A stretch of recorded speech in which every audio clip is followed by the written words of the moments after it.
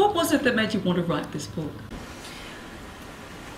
Well, a lot of people have asked me if I was going to write a book about wellness. They said, you've been out there in the media writing for, you know, a gazillion years, and when have you are going to write a book? And so this was the result of that questioning, and I thought it probably was about time I put down the benefit of my clinical experience over many years and put that into a book that helps people shape their future.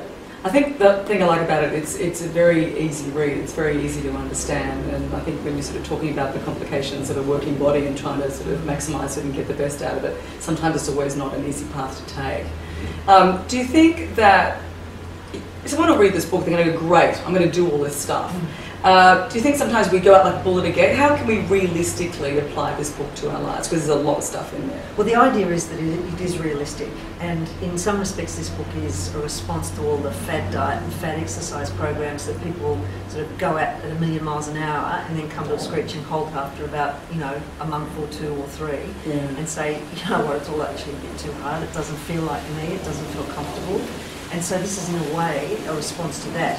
And so the third part of the book, which is about sustaining the program, that's all the troubleshooting part about, well, you know, this has gone off the rails, or I'm having trouble with this, how do I fix that? How do I get back on track? What sort of, you know, mental exercises can I do to, for example, continue with safe drinking patterns, or continue with not smoking, or continue with my exercise pattern. With exercise, I talk about what's ideal, what's realistic, what's achievable, and those may not be all the same thing. So, Sure. See a lot of guys, you know, they've been the big football star at high school, and then that's the last time they, you know, did any exercise at all. And they get to 40 and they think, oh, I wonder why I can't get up the stairs.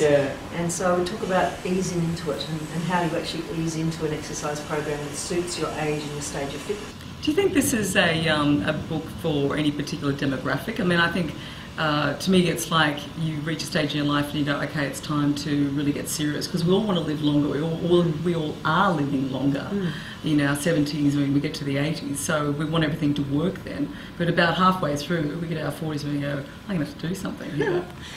Look, the age depends a lot on the person, because I see women in their 20s, for example, who get hung over on the weekends and, you know, are still trying to drag themselves out of bed on a Tuesday because they've drunk too much on Thursday and Friday, they're not eating breakfast, they're skipping lunch, and their lifestyle is pretty crazy. And that's a time to really pull up and say, well, if I look after myself now, I'm going to be a whole lot better in my 30s and 40s.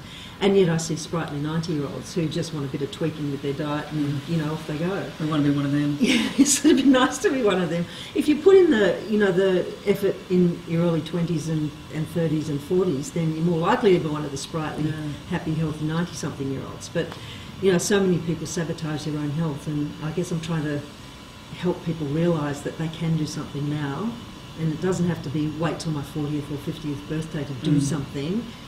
If the time is now, the time is now.